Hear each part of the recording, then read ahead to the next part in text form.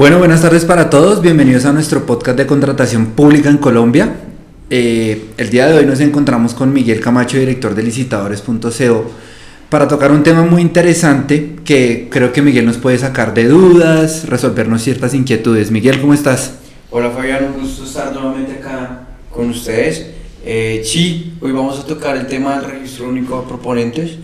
Es un trámite que saca canas. Cuando no se puede hacer con los soportes, cuando no se alista, cuando no saca canas. Ya han venido, te cuento, han venido a decirnos, venga, nos han rechazado 2 veces esto, colaboren. Sí. Entonces, pues nada, queremos hacer cómo sacar el registro único de proponentes sin morir en el intento. Bueno, Miguel, chévere, gracias por estar aquí acompañándonos. Si quieres entremos en materia, si te parece bien. Y pues tenemos la primera pregunta para hacerte. Cuéntanos un poco qué es el RUP. Bueno, el registro único de proponentes básicamente es presentarte ante el Estado, ¿sí?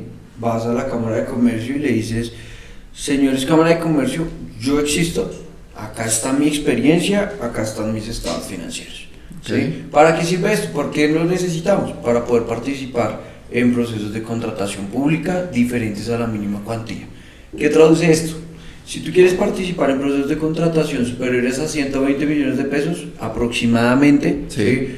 Digamos que tienes que tener el registro único de proponentes para poder aplicar, ya sea por licitación, ya sea por subasta, ya sea por selección abreviada, tienes que tenerlo. ¿Para qué? Para decirle a la entidad, yo tengo la experiencia, está registrada en la Cámara de Comercio y mis estados financieros me permiten participar en este proceso. Ok. ¿Crees que pues es como un requisito primordial en las empresas el RUP? A ver, digamos que primordial depende de su objetivo, ¿no? Porque si eres una empresa que no tiene ningún interés en contratar con el Estado, pues realmente llega a sobrar. Okay. Si eres una empresa mediana, pequeña, que dice, no, pues yo no tengo la capacidad para contratar en procesos de contratación grandes, sino en los pequeños de 50, 70 millones de pesos, 10, 20, sí. No lo necesitas, ¿sí? No es un requisito, ¿sí? Si tu objetivo realmente ya es contratar con el Estado en procesos superiores a 130 millones, 120 millones, y dices, oiga, yo ya tengo unos estados financieros interesantes, ¿sí? Porque sí. allí se van a ver reflejados tu situación financiera y tienes experiencia para acreditar, sí. Para decir, yo sé hacer esto, yo tengo experiencia haciendo esto, sí es importante, mejor dicho, importante no, es fundamental. Ok, ya que hablas de los estados financieros de las empresas, ¿crees tú que las empresas pueden mejorar sus estados financieros en el RUP? Bueno, esa es una situación importante a tener en cuenta y creo que vale la pena aclararlo, y es que mira, cuando tú haces la renovación de la matrícula mercantil, eso quiere decir, vas a la Cámara de Comercio los 3 primeros meses y dices, hola señora Cámara de Comercio, yo renuevo, yo aquí estoy, te presento mis estados financieros, sí. Y pagas, ¿sí? Ahí tienes que pagar para renovar, esos estados financieros los tiene la Cámara de Comercio en su sistema. Okay. Cuando tú te vas a registrar en el registro único de proponentes, sí. Tú tienes que aportar tus estados financieros. Nuevamente tiene unos requisitos de la normatividad internacional NIF, pero pues no me voy a tener a hablar de ese tema en este momento. Okay.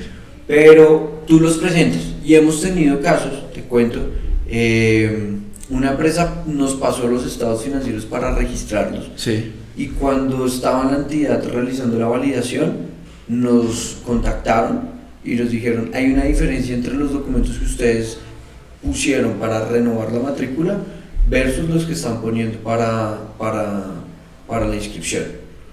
Entonces hicimos una mesa de trabajo con su cliente, pues con el cliente, porque tuvo que llevar a su contadora y nos sentamos todos a analizar qué era lo que estaba pasando, y la contadora pues dijo, ok, ya verifiqué, es un error mío, voy a hacer la actualización, hizo los temas de acercamiento con Cámara de Comercio, hice la respectiva validación. Pero importante eso, ¿no? Que la Cámara de Comercio también tenga como esos soportes, porque pues los errores humanos se pueden cometer, pero o también hay empresas de pronto que inflan sus estados financieros, ¿no? Claro, eso es fundamental. Claro. Ahora, ¿qué es importante tener en cuenta, Fabián?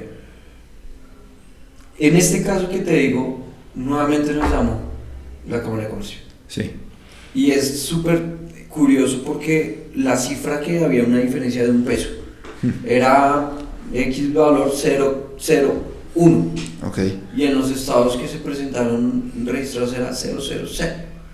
Entonces nuevamente hay una diferencia, no lo podemos pasar. Sí. Entonces nuevamente la contadora tuvo que hacer todo un trámite. Por eso es importante tener toda la preparación desde la renovación de los estados de la matrícula mercantil, presentarlos a la Junta de Accionistas, que es una obligación legal, sí, y hacer el trámite, ¿sí? Okay. Entonces, para responder tu pregunta, no puedes mejorar tus estados financieros. Sí, claro. Porque hay empresas que tienen la mala costumbre, y que de hecho es una conducta incorrecta, de pasar su balance mucho menos para pagar menos impuestos en la renovación. Claro. Y cuando van a registrar su RUP, la pasan con los estados financieros reales o inflados, y la Cámara de Comercio, como ya en el ejemplo que te dije, sí, pues no se los va a aceptar porque hay una incongruencia. Okay. ¿Qué pasó aquí? Claro, pues me parece importante tener en cuenta esto. Ya que nos hablas un poco de los documentos, de todos estos documentos, estados financieros y demás, ¿qué más documentos debe llevar el RUP? Bueno, digamos que hay 3 puntos importantes en el registro único de proponentes, sí, para tenerlo acá en esta misa. El primero, experiencia. Tú tienes que tener la experiencia ya sea con los contratos terminados y tu acta de liquidación, ¿sí?, con tu acta de entrega, tu certificado de experiencia, y esa es la parte que tú le vas a ir a decir a la Cámara de Comercio: acá está, yo sé hacer esto. Ahí hay unos códigos UNSPSC que son los que clasifican, las actividades y demás, pero en eso no me voy a detener porque es muy específico. Okay. El segundo factor, estados financieros. Entonces los estados financieros te van a decir: venga, mi capacidad financiera para ejecutar un proyecto es la siguiente. Entonces va desde el capital de trabajo, en donde básicamente haces un cálculo entre pasivos y activos y te determina cuál es tu capital de trabajo, sí, como el nivel de endeudamiento de la empresa, la rentabilidad del activo, ¿sí? Entonces, ¿esto para qué sirve? Para que la entidad sepa que quien va a participar tiene la capacidad económica para ejecutar el proyecto. Y un tercer factor importante, las sanciones, ¿sí? O incumplimientos que llaman. Exactamente. Entonces, okay, ¿cuál es el peor error para un contratista del Estado? Incumplir. ¿Por qué? Porque evidentemente pues es terminar mal un contrato, pero no simplemente es como en el privado que tú terminas mal un contrato y lo máximo que te pasa es que te demandan y tienes que reparar, bueno, todo lo que pueda pasar. Acá se registran los incumplimientos de los contratos, entonces hay procesos de contratación, sí, que te van a decir ponderación de 1000 puntos, okay, si tienen incumplimientos le resto 5. Entonces evidentemente ellos van en el RUP, ¿sí? Y hay que tener en cuenta que si tú ya tienes varios incumplimientos te pueden inhabilitar. Eso te quería preguntar, si una empresa tiene incumplimientos en el RUP, ¿esa empresa puede seguir presentándose a ofertas? En principio, sí. Si ya tiene varios incumplimientos puede quedar inhabilitado, okay, ¿sí? Puede ser una causal de rechazo que la entidad diga: si tiene un incumplimiento queda rechazado, sí. Y acá es importante, digamos, que ser estratégico, y hace poquito lo hablaba con un cliente que estábamos en una reunión estratégica para presentar oportunidades y más, y decíamos: ellos están invirtiendo un capital fuerte en infraestructura, en temas de locación y demás, y les decía: tienen que tener mucho cuidado con los contratos que están ganándose, porque ¿qué pasa si ustedes llegan a quedar inhabilitados para contratar con el Estado? Okay. ¿Qué van a hacer con todo ese espacio? Sí, claro. ¿Sí? O sea, todo el dinero que le han inyectado el capital, sí, lo van a tener quieto porque su principal cliente ahorita es el Estado. Entonces, ese tipo de cosas de las sanciones hay que evitarlas. Claro que se puedan complicar las cosas, que la planeación de la entidad pudo haber tenido oportunidades de mejorar, si presenten cosas, ok, es válido, sí, pero no lo dejes llegar a un incumplimiento. Sí, cuando se convierte en incumplimiento es más difícil. Sí, no, y ya se te va el registro único de proponentes, claro, y ya queda en tu hoja. Eso es como una hoja de vida, eso te iba a preguntar. Ok, sí, importante que las empresas tengan en cuenta eso y pues tratar de evitar esos incumplimientos, porque imagínate lo que puede perjudicar, ¿no? Te quería preguntar, en el RUP, pues el RUP ¿se puede actualizar una sola vez en el año o en el transcurso del año una empresa lo puede ir actualizando a medida de pronto de su experiencia? Digamos que tú lo puedes registrar en cualquier momento. Sí. ¿Sí? Y tenemos un caso en especial que ellos hicieron su registro único de proponentes el año pasado. Al finalizar 2 contratos de una cuantía interesante, lo que hicieron fue hacer la actualización del registro único de proponentes para ingresar esa experiencia allí. ¿Sí? No se va a cambiar los estados financieros, porque los estados financieros son con corte al 31 de diciembre del año inmediatamente anterior, en este caso 2023.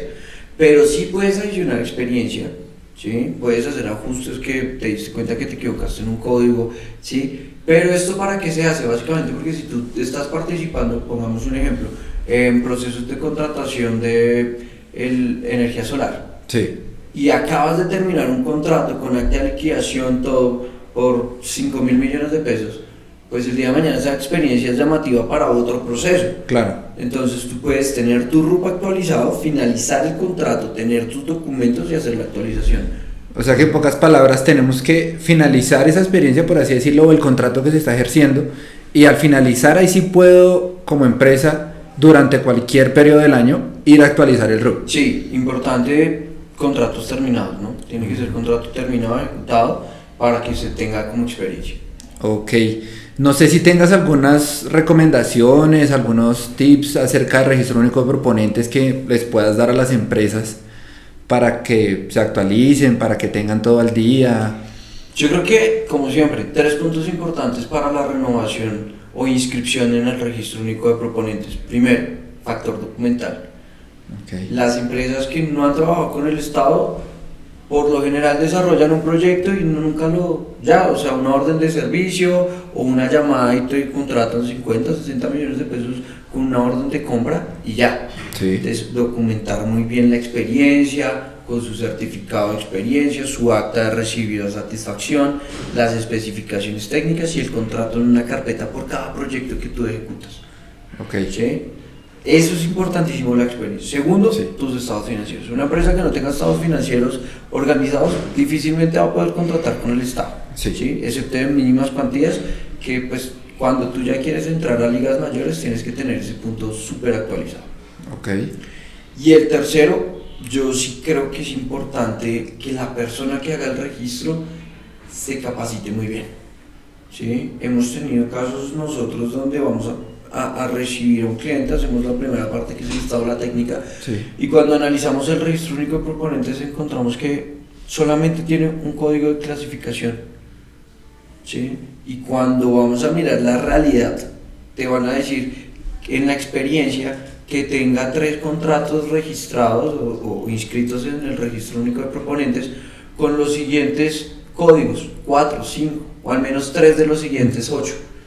Y tú ves el objeto del contrato y el alcance y evidentemente tendría que estar así, ¿sí? Con muchos códigos que apliquen. Tampoco es como otros que hemos visto que van a coger y meten 90 códigos, pues 100 códigos por... No, o sea, sí, no es lanzar y pescar en ríos revueltos, sino identificar las actividades y realmente poder hacer bien la labor. Ok, y también otro tip que puedes dar es evitar los incumplimientos, ¿no? Claro, digamos que el tema de los incumplimientos es indeseado. Claro. Pueden presentarse, pero siempre tratemos de hacer un arreglo directo con la entidad porque un incumplimiento va a quedar en la hoja de vida.